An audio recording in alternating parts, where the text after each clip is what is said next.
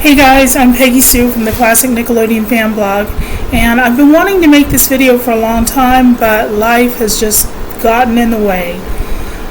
I won't give you the whole story, but in the last 3 years, I've had my first novel published. It's on Amazon right now, and I was forced to move out of my home after 16 and a half years. I'm going to take my glasses off because I'm noticing a glare. So life has just happened. I'm in the new house now, and I have time this evening. I just got home from church. It's a Wednesday night service, and I thought, well, yeah, I'm dressed up, I got my makeup on, let's make a video, why not? So tonight, just had a little bit, so tonight I want to talk about Pinwheel versus Sesame Street. And it's unfair to say versus, because as an outsider looking in, you would say, oh, they're the same type of program, and in a way that is true. They both have humans, they both have puppets, they both have the little short cartoons in between segments. But that's kind of where it starts, and that's kind of where it ends. They are two completely different programs, and unless you were around to actually sit and watch these programs, or unless you have watched reruns of the shows, you wouldn't know that. So this is kind of an insider's view of the two programs. So I've just given you the likenesses, now I'll give you the differences. So, not even sure which one to start with. I'll start with Sesame Street, because it is actually older than Pinwheel. I don't have the numbers in front of me. I probably should have looked them up and written them down, but it is what it is. But I will tell you this much. One of the most common complaints I hear about Pinwheel is, oh, the puppets don't look very good. How come they don't look like they do on Sesame Street? Guys, you have to realize something. By the time Sesame Street came along, the Muppets were well established. Well established. Jim Henson spent many, many years perfecting his style of puppetry and the look of each puppet. And let's just face it, Sesame Street had a bigger budget than Pinwheel ever did. So, as far as the puppets go, in fact, if you don't believe that, go back and look up the very early black and white footage of Kermit the Frog. He wasn't the handsome frog that you see today, folks. He looked very different. So that's one thing. The budgets were completely different. Pinwheel, I don't know what the budget was for either one of them, but obviously Pinwheel's was a bit short, was a bit smaller. So Sesame Street is set in an urban setting. It is a city block, or the corner of a block. You've all seen it, you know. There's a street going one way, street going another way. They meet in the middle. I should do it this way. I'm dyslexic, folks. I don't know what way I'm going here, but you get the idea. One street went this way, one street went that way, and there was a little corner in the lot with a basketball hoop, and I'm going by memory. I don't have kids, I don't have grandkids, so I don't go back and I don't go look at these things up, but you get it. So the one street had all the little shops, Mr. Hooper's little grocery store, and then the one street on this side had all the houses with the stoops, and everybody sat out on the stoops. There were adults and there were children. There were actual children on the show. Pinwheel never had children on the show. And if they did, I don't remember it. If I'm wrong, please leave me a comment, let me know, show me the footage. But I don't remember children ever being on the set. That being said, Sesame Street, their prime focus was to prepare young children for school. They taught them their ABCs and their 1, 2, 3s. They taught them about letters and sounds and counting. In fact, I remember my mother telling me ages ago that I learned how to count to 100 by watching Sesame Street. So there you go. Now let's take a look at Pinwheel. Pinwheel was set in a very different environment. Pinwheel focused on one house, Pinwheel House. It was run by Aurelia, who was a puppet. There was Jake, the musician. There was Kim, the artist. There was Sal and Smitty, who ran the Daily Noodle. The Daily Noodle. You would think after all these years I would know that and I would not have a brain fart, but that's okay. I created my own. The reason I'm getting this mixed up is because I created my own little, almost like a fan fiction version. It was the Daily Noodle, but I created my own little fan fiction newspaper, and I made copies of it, and I sent a copy to Craig and Olga, who, as you know, did the marionette puppets, and Molly the Mole, and I sent a copy to Jake himself and a couple of friends, and they really liked it, and I had a different name for it. But anyway, so the other residents in and around Pinwheel was, I've already mentioned Molly the Mole. We had the Hobo Bugs, Herbert and Lulu. The Admiral Bird would show up on the odd occasion. He didn't live there, but I think he hung around the area. We never really got clarification on where he was from. I'd still like to know his backstory, but that's for another time. We had Ebenezer T. Squint, who lived in the basement, and he had his collection of weeds. And we had Silas the Snail, who lived in the garden, who was forever headed to the annual snail convention, and we still don't know if he ever got there. If he did, let us know. Somebody let us know. But and then we had Luigi O'Brien, who had the fruit and vegetable cart.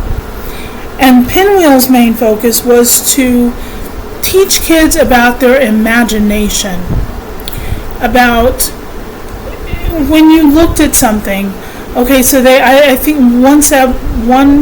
they did it. They said, "What is this beach ball?" And they said, "Well, it could be a beach ball, or it could be this, or it could be that." Trying to think of all the different, using your imagination, helping kids to use their imagination, to not just look at things in one way, but to look at them in multiple different ways. They taught things like being considerate, using your manners, so in that regard, the teachings were completely different. And again, if you're an outsider looking in, all you're looking at is humans here, check. Puppets here, puppets there, check. Cartoon shorts here, cartoon shorts there, check. Oh, it's the same program. Yes and no, as I've said. Sesame Street prepared kids for school, and Pinwheel focused more on who you are as a person and growing your mind and your imagination and teaching you good manners. And so, I mean, my simple solution to this would be just go look up old episodes. We've as far as I know, now I've not looked into this lately, but just go watch some of the old Pinwheel episodes. You'll understand. I guess Sesame Street is still the same. I don't know. Again, I don't have kids. I don't have a reason to watch Sesame Street. I also don't have terrestrial television. I have Fire Stick. So, it's a completely different thing. I don't even think I have the PBS channel to watch it. I've never had a reason to download PBS. But anyway, so I hope this, so I'm going for almost 10 minutes. My goodness, I can talk. So I hope that gives you a little bit of an insight of what each show was about, and I encourage you to go and look up these programs and to see for yourself what the difference is. And remember, as I said, keep in mind that when you watch these, Sesame Street had a bigger budget.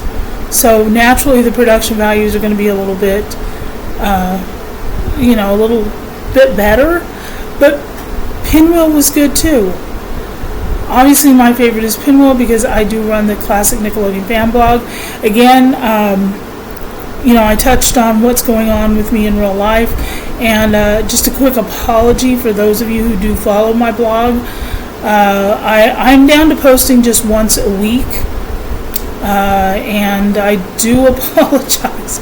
I'm going to try to get back to posting at least twice a week. You'll always get the Saturday videos, Nick Rocks, or Classic Nick Rocks as I call it. Right now we're doing our summer music, and that'll be over in a couple weeks, and then we'll move into the fall and winter holidays. And so once it starts hitting into the fall, I'll start doing more tailor-made special deliveries and things like that to kind of go with the season, because I know all of you enjoy it, and I want to bring you content that you enjoy. But thank you for the time that you're taking to watch this video, and thank you for all the support you've shown me on my blog. I haven't checked in the last few days, but I am approaching over 400,000 views, and I would just like to say a huge thank you so much for your time and reading my blog and watching the videos.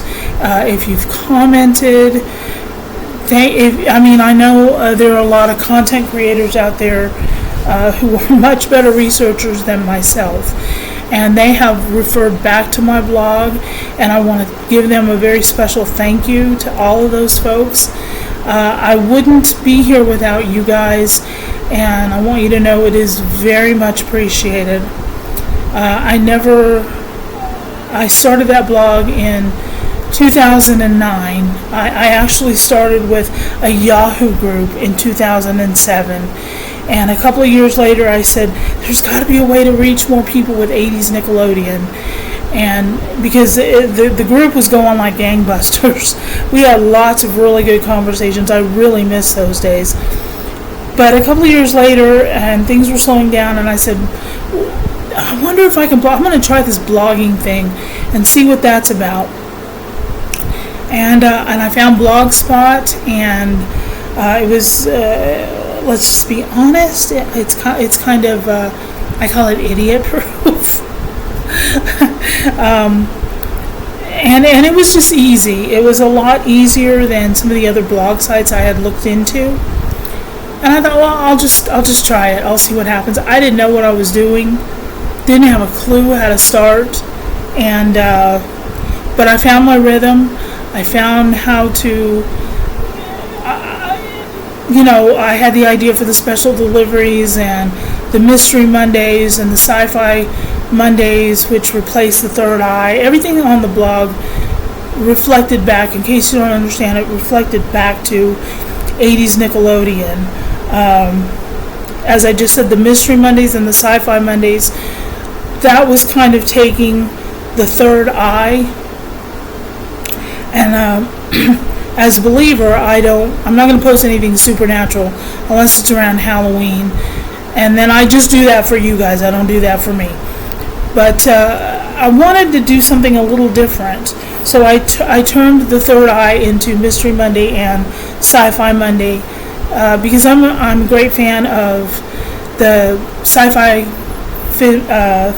fiction from the 1950s and 50s and 60s. And the special deliveries speaks for itself. It's special delivery, special delivery. And then on Saturdays when I do the videos, the original show was called Nick Rocks Video to Go. Well, mine is Classic Nick Rocks except in the summer, and then it turns to Summer of Music. But we're getting back, as I said, we're approaching fall, so I'm going to go back to the regular routine of at least special deliveries and videos on Saturdays. So I'm sorry this has gone on a lot longer than I thought, but I've been wanting to do this for a long time, and I just hadn't had the chance, and I said, well, let's just go for it and try it. And I hope, well, I kind of wish I didn't talk so long. But anyway, thank you for your time. This is my last closing, as they say in church. This is my last closing. But again, thank you for your time. Thank you for your support. And if you have any questions about 80s Nickelodeon, and I mean 80s Nickelodeon, like the early stuff, by the time it hit later 80s, like 87, 88, I graduated high school in 87, and then I got married in 88. So I wasn't watching during that time, but if you have questions about early 80s things, I will do my best to answer it.